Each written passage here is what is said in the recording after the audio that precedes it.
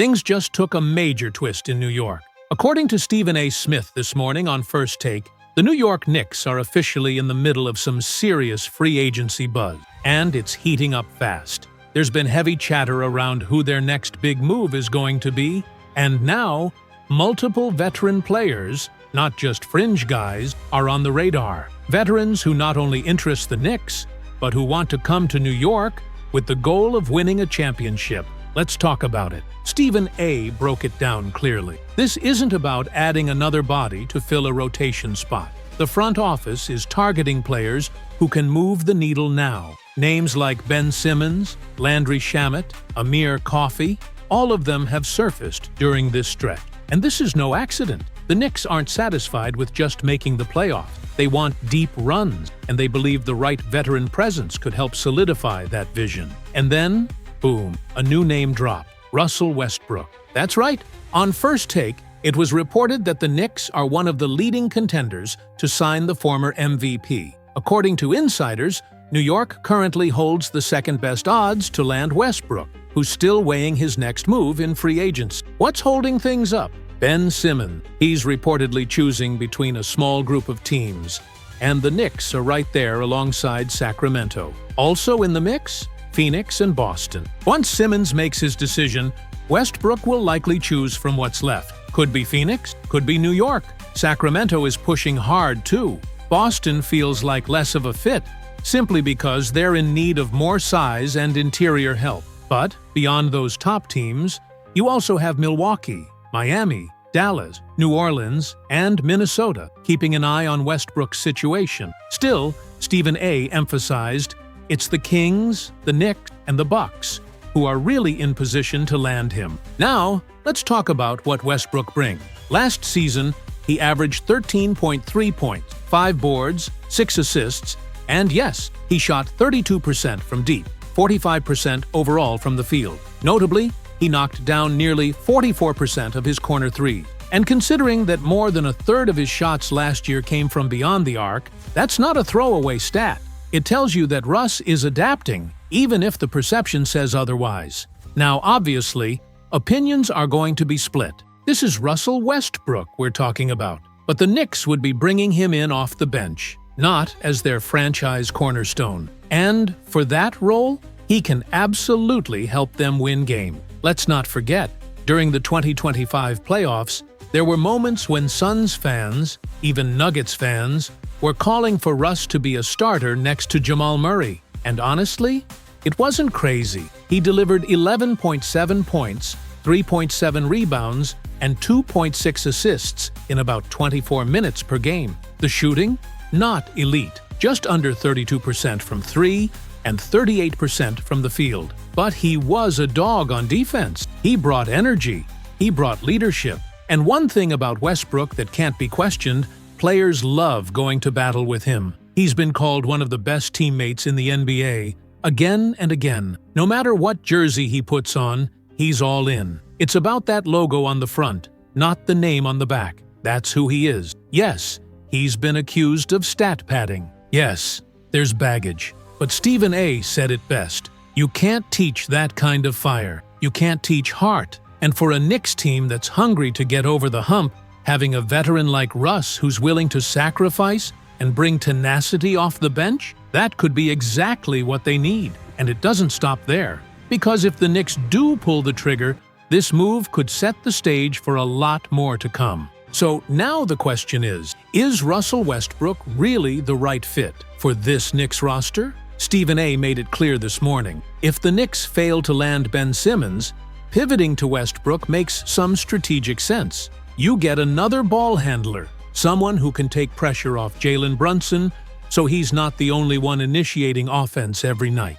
Adding Russ gives the Knicks flexibility, especially with the arrival of Jordan Clarkson, who brings instant offense off the bench. Combine that with Deuce McBride, and you've suddenly got a crowded backcourt rotation. Now, that could lead to some lineup shuffling. You might see a second unit running 3-guard sets, Russ, Clarkson, Deuce, and while that sounds exciting, it could also mean fewer minutes for Westbrook. And let's be honest, Russ still wants to play. So if you're looking at it from his perspective, Sacramento might offer more floor time. That could sway him. Stephen A. said what we're all thinking. If you land Ben Simmons, maybe you don't need Russ. Simmons offers size, versatility, and defensive switchability. And standing at 6'10", he brings something entirely different than what Westbrook offers. And here's the other layer. You already added Jordan Clarkson. McBride's development is coming along. Tyler Kolek is generating real buzz out of Summer League.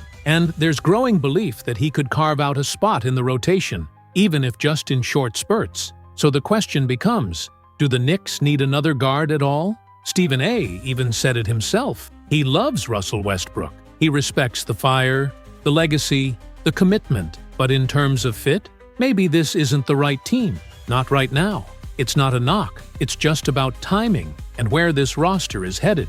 Meanwhile, there's been another name floating around behind the scenes, Kevin Love. Now, this one is interesting. According to what Stephen A. said and what insiders are hearing, Love is living in New York full-time now. He was spotted courtside at Knicks' playoff game, hanging out with J.R. Smith, and even Karl Towns Sr. he's around. And he's watching. Love, for context, is currently with the Utah Jazz, but everyone around the league expects a buyout. Utah's not keeping him. They can't trade him. There's no market, no cap room, and Love has zero interest in playing for the Jazz. Word is, he hasn't even been to Salt Lake City since the trade went down. He got the call and probably never packed a bag. He's waiting for the buyout to be finalized, and according to Jake Fisher, that won't happen until his next situation is lined up.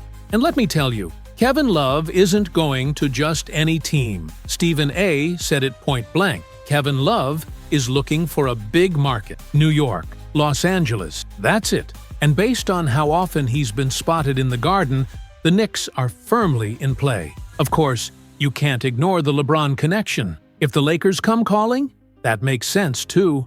They've got history. They won a championship together in Cleveland, and there's genuine loyalty there. But if you're Kevin Love, already living in Manhattan, the Knicks make a whole lot of sense. And the Knicks need front court depth. Adding Love to this Knicks team would give them a veteran big who can space the floor, help in the locker room, and play 10-15 solid minutes a night. A pairing with Gershon Yabusele could be intriguing in spurts. And while Love's numbers last year weren't jaw-dropping, 5 points, 4 rebounds, 1 assist per game, his leadership, experience, and shooting still matter.